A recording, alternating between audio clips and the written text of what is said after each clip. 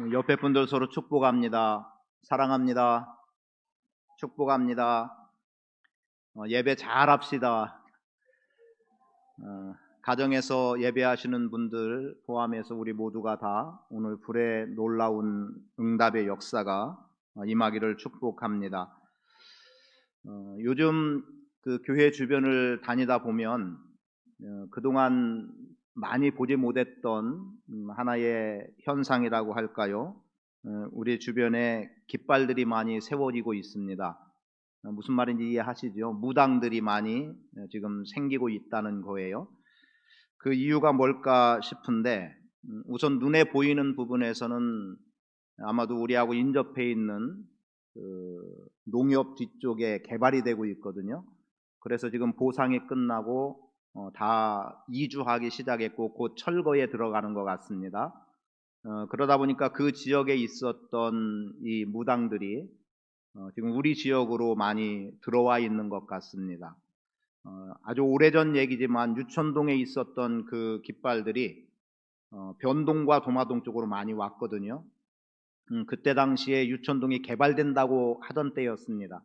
그러니까 지금도 개발의 힘에 의해서 결국 그들이 새로운 지역을 찾아오는데 그게 우리 지역인 것 같고 이제 이 지역도 또 교회가 포함되어 있는 우리 지역도 개발의 시작이 됐기 때문에 이야기가 됐기 때문에 또 언젠가 그들이 또 다른 어떤 곳으로 나가게 될지 모르겠습니다만 사실은 그 전에 우리가 이러한 부분들에 대해서 영적인 민감함을 가지고 대처해 나갈 필요가 분명히 있다고 여겨집니다.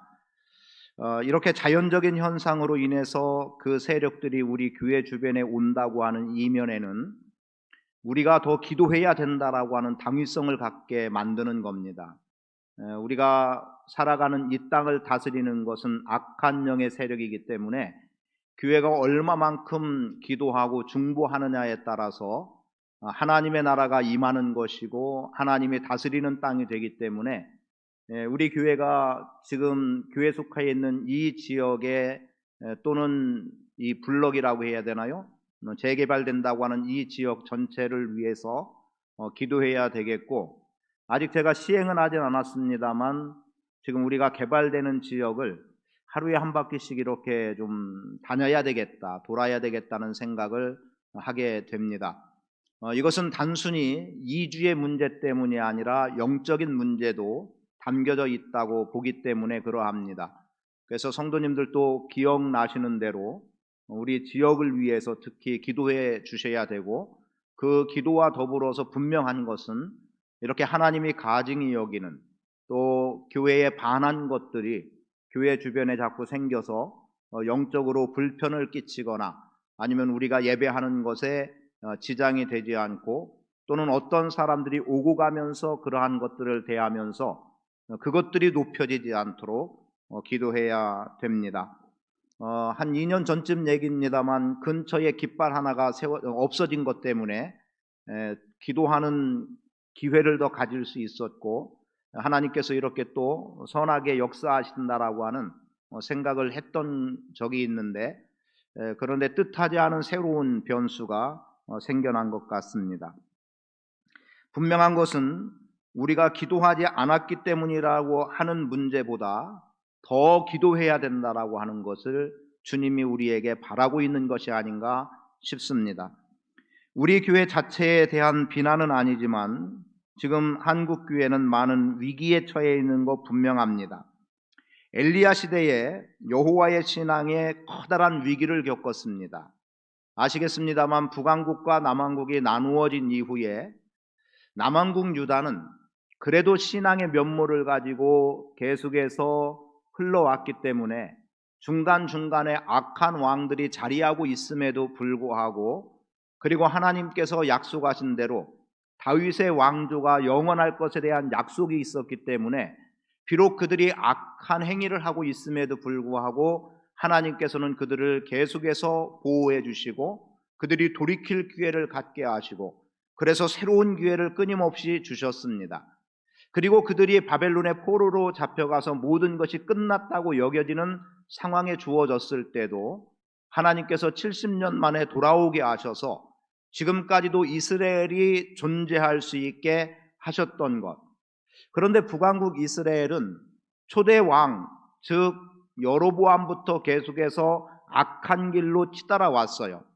그런데 그 중에 특히 이 아합이라고 하는 왕은 그 어떤 왕들보다 더 악한 왕이었습니다. 이들은 선대로부터 이어져 내려온 왕이 아니라 중간중간에 왕조가 바뀌는 겁니다.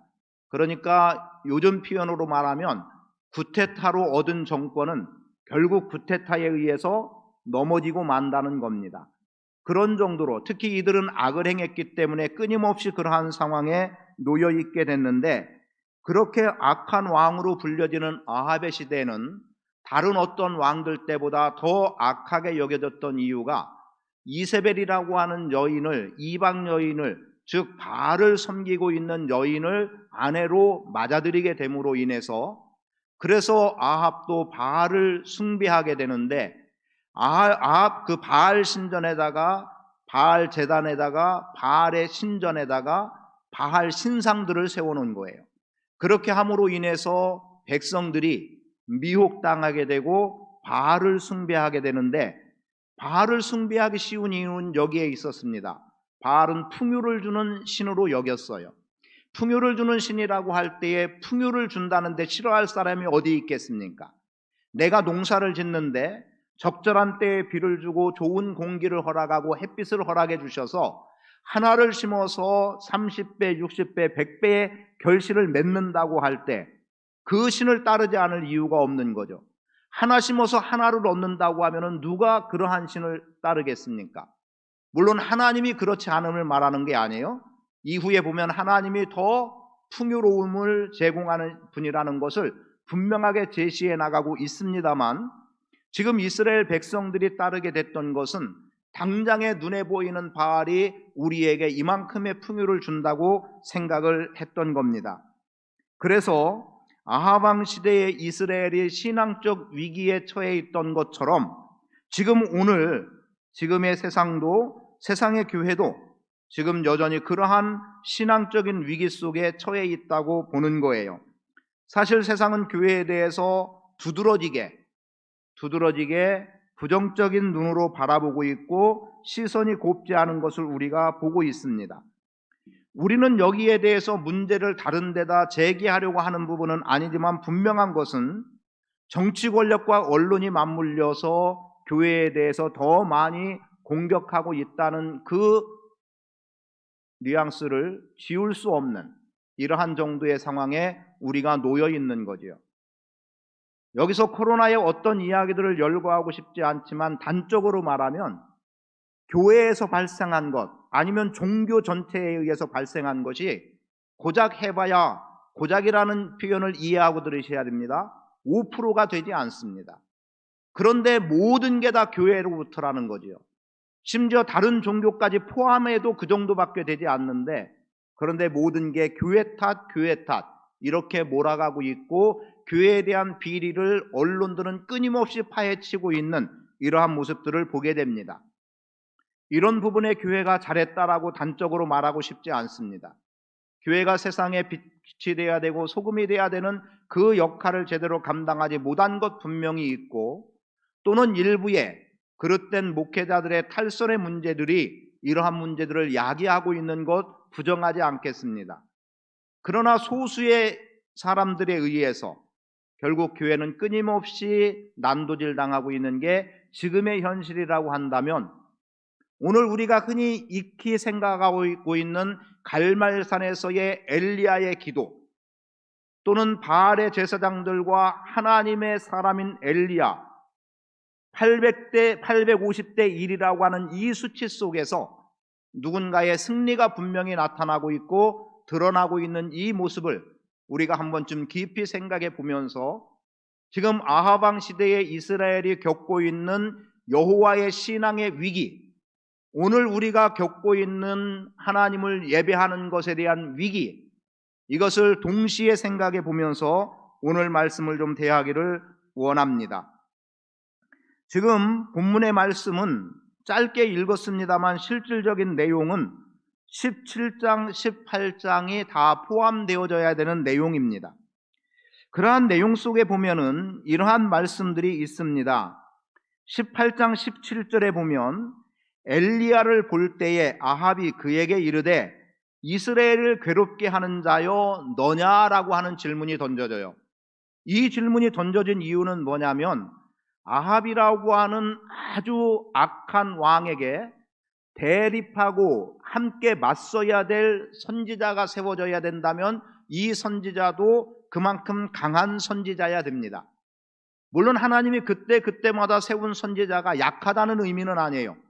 그 시대에 적절하게 하나님이 선지자들을 세워서 시대를 바꿔나가고 있고 하나님의 뜻에 맞게 백성들이 돌아오게 하고 왕들이 하나님께 돌아오게 하는 일들을 잘 감당을 해왔던 것 분명합니다. 신약으로 와도 마찬가지죠. 예를 들면 침례 요한이 어떻게 했습니까? 헤롯 왕에 대해서 그의 그릇됨을 분명하게 지적하고 있고 선포해 나가는 그의 메시지는 회개하라는 것이었습니다. 이런 것처럼 시대마다 하나님이 들어 사용했는데 아마도 우리가 볼 때에 엘리야는 능력의 선지자다라고 하는 게 이미 각인돼 있어요. 오랜 신앙을 한 사람들은 각인돼 있단 말이에요. 그러면 악한 왕 앞에 강력한 능력의 선지자가 필요했고 그 선지자가 등장하면서 제시했던 하나님의 말씀이 뭐냐면 앞으로 3년 동안 이 땅에 비가 내리지 않을 거라는 겁니다. 이슬도 없을 거라는 거예요. 그렇게 함으로 인해서 비가 내리지 않으니까 당연히 가뭄으로 인한 흉년일 수밖에 없는 상황이 주어지는 거예요. 그런데 이 3년이라고 하는 흉년의 때를 지나가게 되는 그 여정들 속에 이스라엘은 망가질 대로 망가졌고 사실상 그들의 망가짐은 하나님을 떠났기 때문에 망가짐이었고 바알을 숭배했기 때문에 망가짐이었지만 지금 하나님께서 하늘을 닫아서 비를 내려주지 않으니까 하나님께 대한 원망일 수밖에 없고 하나님은 우리를 돕는 자가 아니라는 거죠. 더 이상 우리의 신이 아니라는 거예요. 그런 측면에서 바라보며 오다 보니까 지금 하늘에 창을 닫은 분이 하나님이라면 하나님이 창을 여시도록 하나님을 더욱더 의지하고 나가야 될 백성들이 어떻게 보는 거예요? 저 엘리야라고 하는 선지자가 등장해서 하나님의 말씀을 선언했는데 비가 내리지 않는다고 해서 비가 내리지 않는다. 그럼 여기에서만도 하나님이 오히려 능력 있으신 분이라는 것을 알아야 되는 것 아니겠습니까? 바알이 우리에게 비를 내려주고 풍요를 준다고 믿었는데 하나님이 비를 닫아서 내리지 않는다면 그리고 바알에게 그동안 왜 그들이 간구하지 않았겠어요? 그럼에도 불구하고 지금까지 비가 내리지 않아서 우리가 이 괴로움을 당하고 있다면 빨리 하나님께로 돌아와야 되는데 오히려 아합은 어떻게 하고 있어요? 엘리야를 어떻게든지 찾아내서 죽이겠다는 거죠. 그러면 자기들이 원하는 대로 비가 내릴 것이고 바알이 역사할 거라고 생각했던 거예요. 그리고 지금 그렇게 3년이 지난 시점에 어떻게 되는 거예요? 엘리야와 아합이 만나게 된 거예요. 그러니까 아합이 하는 말이 뭐예요? 왜 너는 우리를 괴롭게 하느냐라는 말을 한 겁니다. 어떤 자료에 보니까 괴로움을 망하게 했다는 거예요. 너 왜 우리를 망하게 하느냐? 왜 이렇게 우리에게 고통을 주고 있느냐? 라고 하면서 아합은 문제의 원인이 누구에게 있다는 거예요? 엘리야에게 있다라고 말을 하고 있습니다. 그런데 하나님은 어떻게 합니까? 그런 악한 왕에 맞설 선지자 엘리야를 주셨고 그리고 말씀드린 그대로 17장 1절에 보면 수년 동안 비도 이슬도 있지 아니하리라고 했기 때문에 그것 때문에 당하고 있는 이 고통을 엘리야에게 책임을 전가하고 있는 거예요. 왜 우리에게 불편을 주고 왜 우리를 망하게 하느냐? 그런데 진정 문제는 어디에 있습니까? 문제는 아합에게 있었던 거예요. 그래서 엘리야가 18절에 이렇게 말합니다. 그가 대답하되 내가 이스라엘을 괴롭게 한 것이 아니라 당신과 당신의 아버지의 집이 괴롭게 하였으니 이는 여호와의 명령을 버렸고 당신이 바알들을 따랐음이라. 여러분, 문제는 여기에 있는 거예요. 하나님을 떠났기 때문에, 그리고 당신과 당신 아버지의 집이 하나님을 떠났기 때문에, 그래서 당신이 백성들 이스라엘을 괴롭히는 거지 나와 하나님이 그들을 괴롭히는 게 아니라는 거예요. 바알을 섬겼기 때문이라는 겁니다. 16장 30절에 보면 이러한 말씀이 기록됩니다. 오므리의 아들 아합이 그의 이전의 모든 사람보다 여호와 보시기에 악을 더욱 행하여 느밧의 아들 여로보암의 죄를 따라 행하는 것을 오히려 가볍게 여기며 시돈 사람의 왕 엣바알의 딸 이세벨을 아내로 삼고 가서 바알을 섬겨 예배하고 사마리아에 건축한 바알의 신전 안에 바알을 위하여 제단을 쌓으며 또 아세라상을 만들었다라고 말합니다. 그래서 여호와께서 노하셨다는 거죠. 여호와께서 노하셨기 때문에 문제가 된 것 분명하지만 여호와께서 노하셔서 문제가 되게 한 원인은 어디에 있었어요? 아합에게 있었고 바알을 섬기는 것에 있었다는 겁니다. 그래서 하나님의 사람 엘리야를 통해 분명하게 선언되는 것은 지금 너희가 겪고 있는, 지금 이스라엘이 겪고 있는 고통, 지금의 문제, 이것은 여호와 하나님을 버리고 바알, 즉 다른 신을 섬겼기 때문이라고 말하고 있습니다. 오늘 우리는 여기서 역으로 생각해서 오늘 나에게, 오늘 우리에게 문제는 없는가를 돌아볼 수 있게 되기를 원합니다. 그래서 혹시 오늘 우리에게 문제가 있어서 지금에 당하는 고통이 우리의 문제라면 이 문제로부터 속히 회개하고 돌아서야 될 필요가 분명히 있고, 혹은 우리는 정당하다고 말하는 이 정당함이 있는데도 불구하고 계속해서 교회를 공격하거나 여호와의 신앙, 즉 우리의 신앙을 흔들어버리고 무너지게 하는 세력들이 있다고 한다면 이 세력에 대해서는 분명히 맞서서 싸워야 될 이유가 있다라고 봅니다. 21절의 말씀을 봐볼까요? 21절에 이렇게 말합니다. 엘리야가 모든 백성에게 가까이 나아가 이르되 너희가 어느 때까지 둘 사이에서 머뭇머뭇하려느냐? 여호와가 만일 하나님이면 그를 따르고 바알이 만일 하나님이면 그를 따를지니라 하니 백성이 말 한마디도 대답하지 아니하는지라. 여러분, 지금 엘리야가 이스라엘 백성들에게 말하는 겁니다. 너희들 언제까지 하나님과 바알 사이에서 어느 쪽으로 갈까 머뭇머뭇하느냐는 겁니다. 선택을 하지 못하고 있는 거예요. 아니, 굳이 선택이라고 한다면 지금까지 바알을 섬겼던 위험이 있는 거예요. 하나님의 백성이 바알에게로 마음을 돌이키고 지금 이 고난과 역경, 소위 괴롭힘을 당한다고 하면 다시 하나님을 찾아야 되는데 하나님을 찾지 않고 여전히 바알에게서 떠나지 못하고 머뭇머뭇거리고 있는 이 상태. 그런데 백성들의 반응이 어떤지를 보셔야 됩니다. 백성들의 반응이 뭐예요? 21절 끝부분에 보니까 백성이 말 한마디도 대답하지 아니하는지라. 말 한마디도 대답하지 않았다는 거예요. 머뭇머뭇거리면서 걸음 하나도 어느 쪽으로 옮기지 못하고 있다는 겁니다. 이유가 뭘까요? 할 말이 없어서일까요? 예, 어쩌면 할 말이 없는 거예요. 우리가 하나님 섬겨야 되는데 바알을 섬긴 거예요. 야, 이거 어쩌냐? 그리고 엘리야가 하는 말이 그러지 않으니까 그래서 그것 때문에라도 꼼짝 못하고 아무 변명도 하지 못해서 염치 없어서 하나님을 전심으로 섬기지 못하고 바알에게 기웃기웃한 게 사실이기 때문에 꼼짝도 못하고 반응을 보이지 않는 것일 수도 있지만 여전히 이들은 어떠하다는 겁니까? 바알 쪽에 마음이 더 기울어져서 움직이지 않는 겁니다. 바알이 우리에게 더 유익을 줄 거라고 생각했고, 그리고 꼭 달리 말하면 하나님만 섬겨야 우리가 복을 받냐? 라고 하는 생각 정도가 이들을 지배하고 있었던 겁니다. 요즘 시대는 어떤가요? 우리는 오래전부터 종교다원주의라고 하는 표현을 해왔습니다만 흔한 말로 어디로 가든 서울만 가면 된다는 식입니다. 그리고 이것이 지금 사실은 팽배해 있어요. 지금도 인터넷에서 펼쳐지는 많은 댓글들을 보면 뭐예요? 교회만 다니면 되냐? 아니라는 거죠. 지금 오늘 우리에게 신은 무엇이 내 신인가를 돌아봐야 됩니다. 심지어 우리는 의미적인 면에서 스마트폰도 신이라고까지 여길 만한 상황 속에 우리가 놓여 있는 것 현실 아닙니까? 그럼 요즘을 살아가는 우리들에게 있어서 우리는 무엇에 머뭇머뭇하고 있는지를 돌아보아야 합니다. 그리고 선지자를 통해서 어찌하여 너희가 여전히 머뭇머뭇거리느냐? 아니, 또 달리 말하면 그래, 지금 이 시점에 양당 간에 어느 한쪽을 선택하라.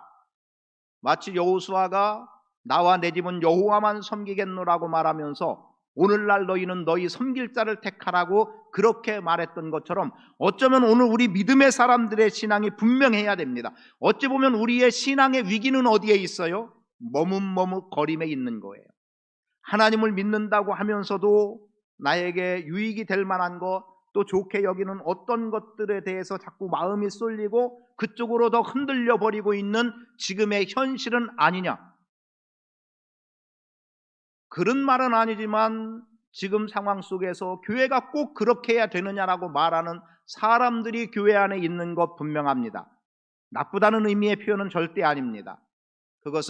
그건 그들의 생각이기 때문에, 또는 지난주 중에 말씀드렸던 내용대로라고 하면 우리가 배려하고 이해하고 그들의 생각도 존중해 줘야 될 이유들이 있기 때문에, 그러나 주의해야 될 것은 우리가 이 정도는 타협해도 된다라고 하는 이 타협의 선상이 오늘 우리의 신앙에 가장 위기를 가져오는 거라고 저는 봅니다. 지킬 것 지켜야 하죠. 조심할 것 조심해야 됩니다. 왜 우린들 그리하지 않고, 왜 우린들 지금 이 상황이 왜 마음의 염려와 두려움이 왜 없겠습니까? 누구나 다 있는 거예요. 그럼 이 있는 속에서 이 두려움을 극복해 나가게 하실 분이 하나님인 것에 대한 믿음을 우리는 얼마나 가지고 있느냐라는 거죠. 당장 눈에 보여지는 흔들림 때문에 우리도 동시에 흔들려 가고 있는 건 아닌가? 여호와의 신앙, 하나님에 대한 절대 신앙만큼은 요동하지 않아야 되는데 이 신앙이 지금 흔들려 버리고 있고 이 신앙에서 떠나는 사람들이 생기고 있다는 겁니다. 구원을 맛보지 못한 자들이 우리를 조롱한다고 해서 그 조롱에 우리가 넘어가고 있는 현실, 부활의 영광을 알지 못하는 자들, 십자가의 영광을 알지 못하는 자들, 영생의 기쁨을 알지 못하는 사람들이 하는 말에 왜 믿음의 사람들이 요동하고 움직이고 있고, 심지어 제 또 다른 종교개혁이라고까지 그렇게 말할 정도의 상황이 되어 있느냐는 거죠. 물론 하나님을 바르게 찾아야 된다는 의미로 그렇게 말했다고 생각은 들지만, 오늘 우리는 주변의 환경들에 의해서 너무 쉽게 요동하는 것은 아닌지도 돌아보아야 합니다. 그리고 오늘 우리는 분명히 신앙의 관점에서만큼은 어느 한쪽에서 머뭇머뭇거림이 되어져서는 안 된다는 거죠. 우리는 오직 여호와 하나님이어야 됩니다.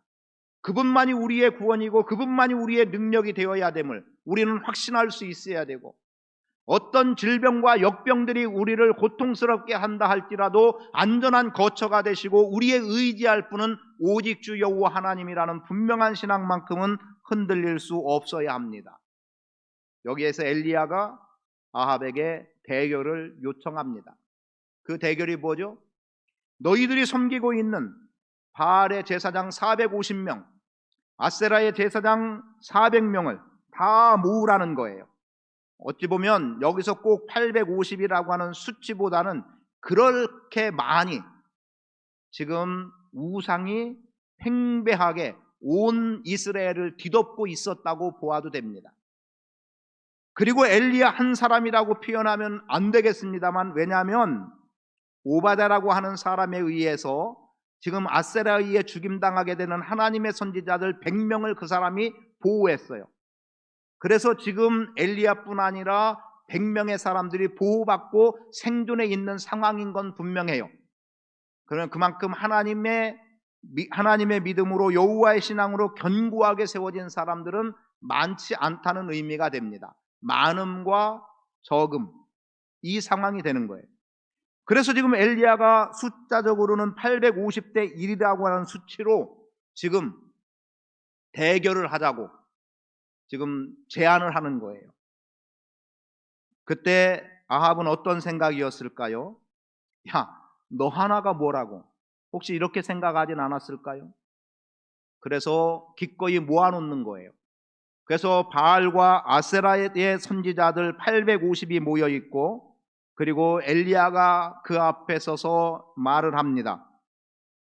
그 내용은 상세하게 설명 안 드릴 테니까 집에서 한번 읽어보세요. 그 앞가지의 내용, 오늘 본문 앞가지의 내용은 읽어보세요. 대략 이런 내용이죠. 자,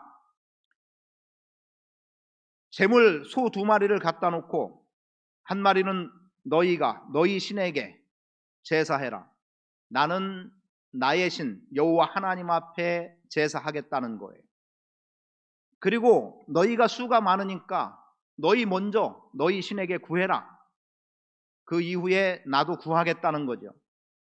그리고 여기에는 절대 불은 붙이지 말자. 어느 신이 참신인지를 보기를 원한다. 그래서 불로 이 제물을 태우는 신이 진짜 신이라는 거예요. 그래서 이제 바알과 아세라의 선지자들이 그렇게 단을 쌓고 열심히 바알에게 아세라에게 기도하는 겁니다. 그런데 그 기도하는 내용들을 여러분 아시지 않습니까? 어떡합니까? 그들이 26절을 보세요. 제가 몇 장을 표현하지 않을 때는 본문이 들어있는 장입니다. 그러니까 18장 26절인 거예요. 자, 25절부터 읽는 게 더 좋겠네요. 25절 시작. 엘리야가 바알의 선지자들에게 이르되 너희는 많으니 먼저 송아지 한 마리를 택하여 잡고 너희 신의 이름을 부르라. 그러나 불을 붙이지 말라. 그들이 받은 송아지를 가져다가 잡고 아침부터 낮까지 바알의 이름을 불러 이르되 바알이여 우리에게 응답하소서 하나 아무 소리도 없고 아무 응답하는 자도 없으므로 그들이 그 쌓은 제단 주위에서 뛰놀더라라는 거예요. 뛰놀았다는 것은 그냥 놀았다는 게 아닙니다. 거기에 대해서는 그 뒤에 29절에 나오는데요. 그들이 미친 듯이 떠들어라고 말해요. 그런데 세번역을 보니까 미친 듯이 날뛰었다라는 겁니다. 자기 신에게 부르짖고 날뛰면서 구해보지만 아무런 응답이 없는 거예요. 반응이 없는 거예요. 아침부터 점심때까지 했는데 아무 응답이 없어요. 그 중간에 엘리야가 조롱하는 말을 합니다. 27절에 보면 이렇게 말하죠. 정오에 이르러는 엘리야가 그들을 조롱하여 이르되 큰 소리로 부르라.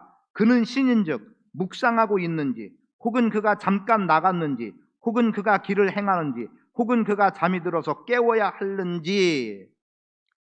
그랬더니 그들이 더 큰 소리로 규례를 따라 피를 흐르기까지 칼과 창으로 그들의 몸을 상하게 했다고까지 말해요.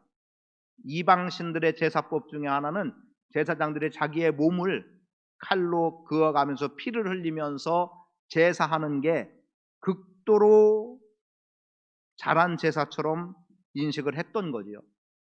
그러면 신이 응답할 거라고 생각한 거예요. 다른 말로 말하면 피의 제사라고 하는 의미 속에 피의 제사는 분명합니다. 하나님도 피의 제사의 개념이 있죠. 짐승의 피예요. 그러나 이방신들은 사람의 피를 가지고 그래서 때로는 어린아이를 제물로, 처녀를 제물로 이렇게 바치기까지 했던 그러한 이방신들의 모습.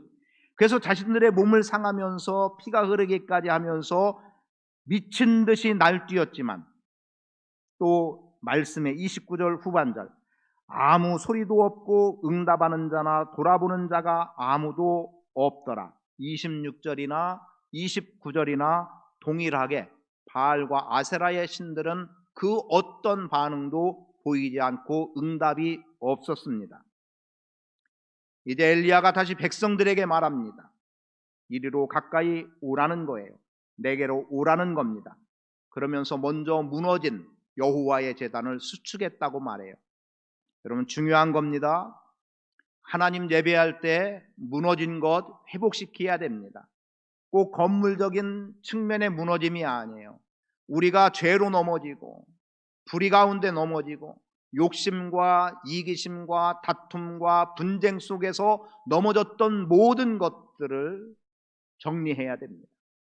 그리고 하나님 앞에 서야 돼요. 그럴 때 하나님의 응답의 역사가 일어나는 겁니다. 엘리야의 조롱의 소리를 다시 한번 들어보세요. 야, 너희 큰 소리로 불러라. 너희 신이 지금 묵상하고 있는지. 그리고 끝부분에서 뭐라고 말해요? 잠이 들어 깨야 할지. 그러니까 더 한번 소리 지르고 너희들 더 날뛰어봐라. 그리한들 너희 신이 듣겠느냐? 이거예요. 그러면서 엘리야가 아무 소리도 없고 응답하는 자도 돌아보는 자도 없는 그들 앞에서 담대하게 백성들을 불러내고 백성들에게 말하는 거예요. 내 말을 들으라는 거죠. 그러면서 여호와의 전을 다시금 수축하는 겁니다. 아마도 바알을 섬기다 보니까 하나님의 제단들을 많이 무너뜨려 놨겠죠. 그리고 갈멜산의 제단도 사실은 무너졌던 거죠. 그렇게 해서 이제 신앙을 재건해 나가는, 보이는 면에서의 신앙의 재건을 먼저 엘리야가 하고 있습니다. 그리고 12개의 돌을 또 취합니다. 그 이유가 뭐겠습니까? 12지파를 상징하는 의미가 되는데, 분명하게 엘리야가 이렇게 말합니다. 이 야곱은 옛적에 여호와의 말씀이 임하여 이르시기를 내 이름을 이스라엘이라 하리라 하신지라. 여러분, 이스라엘이라고 이름을 주신 분이 누구냐는 거예요. 너희가 이스라엘이라고 하는 민족으로 살아감이 누구 때문이냐는 거죠. 하나님 때문에 존재하게 된 너희가 어찌하여 하나님을 떠났느냐는 거죠. 하나님에 의해서 존재하고 있으면 끝까지 하나님을 섬겨나가야 된다는 거예요. 근데 하나님에 의해서 존재한 너희가 바알을 따랐던 것 아니냐는 의미가 되는 거예요. 그래서 다시 어떻게 합니까? 너희의 이름을 회복시키는 거예요. 다시금 너희가 하나님의 백성임을 알아야 된다는 거예요. 너희 존재케 하신 분이 하나님이 아니냐? 여러분, 교회 누가 세웠습니까? 주님이에요. 사람들을 모아서 세워진 게 교회입니다만, 그럼에도 불구하고 어느 목사가, 어느 전도사가 건물을 얻고 예배당에 교회 이름을 줘놓고 이제부터 어떤 교회입니다고 해서 그 사람이 교회를 세운 게 아니라 주님이 세운 거예요. 그래서 주님이 교회의 주인이라고 하는 겁니다. 만약에 사람이 세웠다고 생각하고 내가 세웠다고 생각하는 순간 교회는 변질되는 거예요. 그 변질의 모습을 우리는 어쩌면 많게 보여질 만큼 언론에서 우리는 부정적인 모습들을 보고 있지 않습니까? 파괴된 여호와의 제단을 수축해야 됩니다. 그리고 오늘 우리가 하나님께로부터 존재되고 있다는 것을 분명하게 인식할 필요가 있습니다. 그리고 엘리야는 36절에서 기도하는 거예요. 물론 엘리야가 제단을 쌓는 것은 바알 신을 섬기는 자들이 쌓는 것과는 다르죠. 그들은 도랑을 파고 물을 붓고 한 적도 없어요. 그런데 오히려 지금 엘리야는 불이 떨어져야 되면 마른 장작이어야 되는데 거기에다가 도랑에 물이 흐를 만큼 많은 물을 쏟아붓고 그리고 하나님 앞에 기도합니다. 엘리야의 기도를 봅니다. 36절.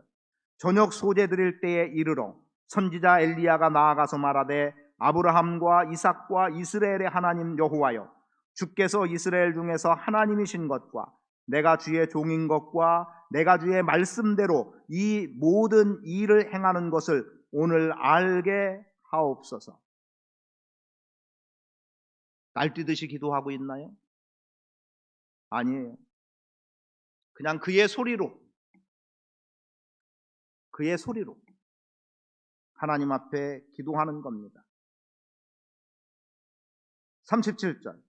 여호와여 내게 응답하옵소서. 내게 응답하옵소서. 이 백성에게 주 여호와는 하나님이신 것과 주는 그들의 마음을 돌이키심을 알게 하옵소서.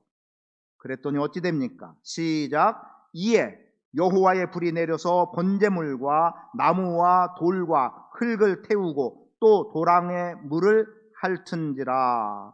그랬더니 이때 비로소 백성들이 엎드려 뭐라고 말합니까? 여호와 그는 하나님이시라. 여호와 그는 하나님이시라. 하나님만이 참된 신임을 비로소 고백하고 있는 거예요. 누가 신인가요? 누가 참신인가요? 하나님입니다.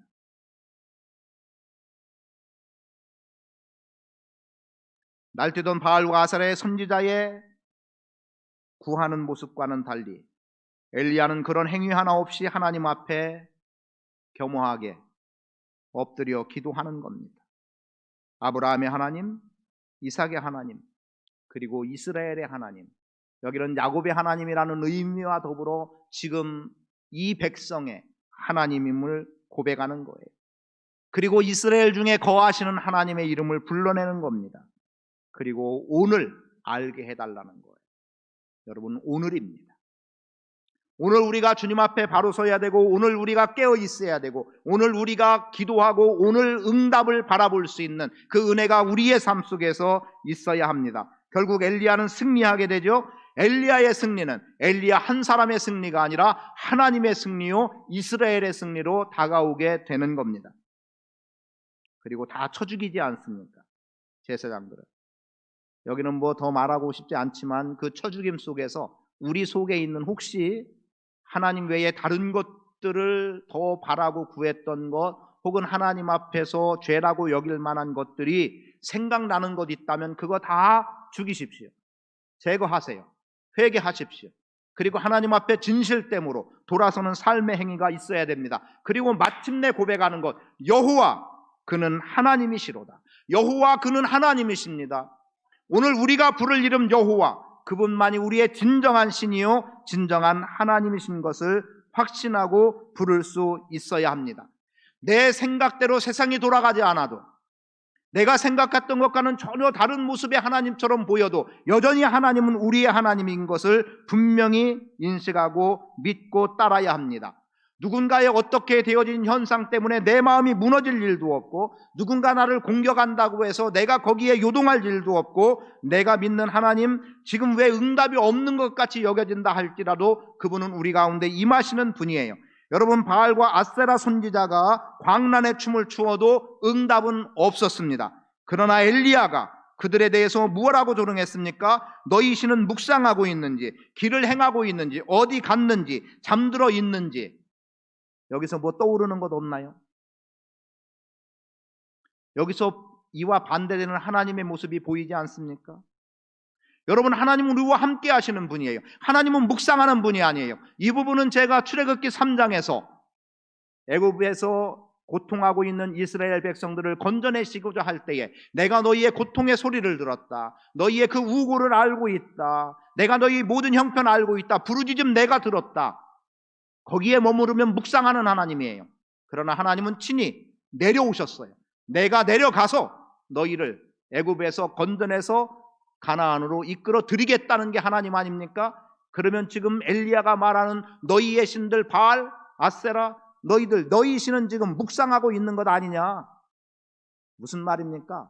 존재조차도 하지 않고, 만약에 존재하는 신이라 할지라도 백성들에게 임하여 함께하지 않고 방관만 하는 신은 신일 수 없는 겁니다. 그리고 잠들어 있는지에서 생각나는 하나님의 개념 떠오르지 않습니까? 그분은 졸지도 주무시지도 않으시고 불꽃 같은 눈동자로 우리를 지켜 보호하시는 하나님, 그리고 어디 갔는지, 여러분, 바알 신은 어디 갔으면 여기서 부르짖는 이들의 소리를 들을 수 없는 거예요. 이들에게 응답할 수 없는 거예요. 왜? 멀리 갔고 길을 떠나 있으니까.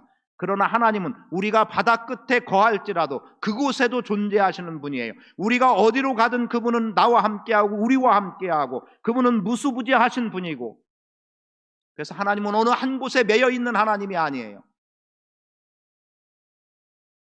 그분은 친히 내려오셔서 구원하신 하나님이신 것처럼 지금 불로 응답하신 겁니다. 언제까지 머뭇머뭇하려고 합니까? 결단해야 됩니다. 하나님만이 참된 하나님을 결단해야 되고, 우리가 위기라고 여겨지는 이때에 하나님만이 우리를 이 위기에서 건져내실 분으로, 하나님만이 불로 역사하실 분으로 분명한 믿음으로 나갈 수 있어야 됩니다. 그랬더니 결과가 어떻게 됩니까? 지금 그동안 비가 내리지 않아서 고통 속에 있었던 그들, 여러분, 하나님께서 수년 동안 비도 이슬도 내리지 않게 하겠다고 말씀하셔서 비가 내리지 않았는데, 그 이후에 3년이 지난 후 엘리야와 아합과, 즉 엘리야와 바알을 숭배하는, 아세라를 숭배하는 선지자들과의 대립 속에서, 대결 속에서 승리하게 됐고, 결국 큰 비가 내리는 놀라운 역사가 일어났습니다. 가뭄이 그치고 비가 내렸습니다. 그 내용이 41절 이하에서 말하고 있는데, 엘리야가 아합에게 말합니다. 올라가서 먹고 마시소서. 큰 빗소리가 있습니다. 지금 당신이 비가 내리지 않는 것 때문에 이스라엘을 고통하게 하고 이스라엘을 망하게 한다, 이스라엘을 괴롭게 한다 하지 않았습니까? 그 하나님이 비를 내리실 거라는 거예요. 그래서 아합이 먹고 마시러 올라갔어요. 어찌 보면 참 처참한 모습인데 그렇게 표현되고 있어요. 그때 엘리야가 갈멜산 꼭대기에 올라가서 땅에 꿇어 엎드려 그의 얼굴을 무릎 사이에 넣고 기도하는 거죠. 그리고 사환에게 말합니다. 저만치 올라가서 바다 쪽을 바라보라는 거예요. 뭐 보이는 게 없느냐는 거예요. 아무것도 보이는 게 없습니다. 근데 7번 그리하게 했는데 마지막 손바닥만한, 저 바다 끝에서 손바닥만한, 사람의 손만한 작은 구름이 일어나나이다. 여러분, 작게 일어나기 시작하지만, 손바닥만한 가치 없는 것 같이 일어나지만, 저 손바닥만한 데에서 비가 내린들 한 줌밖에 더 되겠냐고 그렇게 말할 수 없는 상황이지만, 그 한 줌밖에 내리지 못할, 아니 어쩌면 한 방울밖에 내릴 것 같지 않은 그 손바닥만한 작은 구름이 일고 일어나서 온 땅을 충만하게 적시는, 소낙비로 내리게 되는 놀라운 역사를 이룬다는 사실을 기억하십시오. 하나님이 내리게 하시면 내리는 거예요. 여러분, 하나님이 이스라엘을 괴롭힌 적이 있던가요? 문제를 일으켰던 적이 있던가요? 여러분, 문제가 하나님께 있음이, 엘리야에게 있음이 아니라 진짜 문제는 바알을 섬기는 자들에게 있었고, 오히려 하나님은 문제를 해결하는 분이에요. 이제 괴로움은 끝이 납니다. 문제가 끝난 거예요. 문제의 해결자는 하나님이십니다. 하나님을 의지하십시오. 우리가 위기라고 여기는 이 위기의 해결자 하나님이세요. 우리를 견고하게 하실 자 하나님이십니다. 하나님을 믿고 따르고 의지하십시오. 여러분, 아무리 힘들고 어려워도, 지금 들려지는 소리들에 의하면 여러 모양으로 성도들이 힘들고 어려운 것 압니다. 특히 예배도 하지 못하는 것 때문에 그만큼 힘든 성도들도 있습니다. 그러나 용기 내십시오. 하나님 부르십시오. 예배당에 나와 예배하지 못한다고 거기에 머무르지 마시고 스스로 하나님을 찾아 나가십시오. 성경을 읽고 기도하고 찬송하는 것부터 다시 한번 시작하시고, 그리고 정이나 어려워서 정말 정부에 의해서 예배당에서 예배하지 못하는 처지가 된다면, 제가 평소에 관심이라는 것으로 말씀드렸던 것처럼 주중에 한 번이라도 예배 처소에 나와서 예배당까지 못 들어온다 할 때, 아니 주중엔 얼마든지 들어올 수 있어요. 교회 주변이라도 한번 돌아보시고 관심을 가지세요. 어제도 두 분이 이런 표현 설교 때 하는 거 참 죄송합니다만, 두 분이 저에게 목사님께 맡깁니다 하고 헌금을 맡겼어요. 한 분은 지난주에도 그렇게 맡기셨던 분이었기 때문에 말 그대로 이번 주 예물을 그렇게 맡겼고, 한 분은 2달여 나오지 못해서, 그래서 재촉해서 그래서 어제 나오면 그래도 되지 않을까 싶어 나오신 거예요. 그래서 살펴보니까 12월분 주일헌금, 그러니까 매주 예배 때마다 영상으로 예배 드렸다고 그래요. 그러면 그때마다 드렸다. 12월분 11조, 12월분 선교헌금, 12월분 구제헌금, 그리고 1월분 11조, 1월분 선교 구제헌금, 1월분 주일헌금, 이렇게까지 해가지고 가져오셨어요. 그게 이거예요.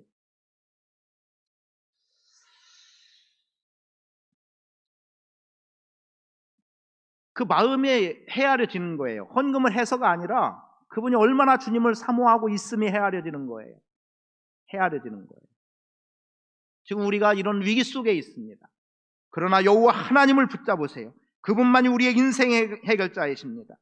여러분, 낙심하지 마십시오. 변절되지 마십시오. 믿음 버리지 마십시오. 오직 여호와의 이름을 의지하면 그 어떤 위기도 넉넉히 이겨나갈 수 있습니다. 주만 바라볼지라 찬양 가능할까요? 하나님의 사랑을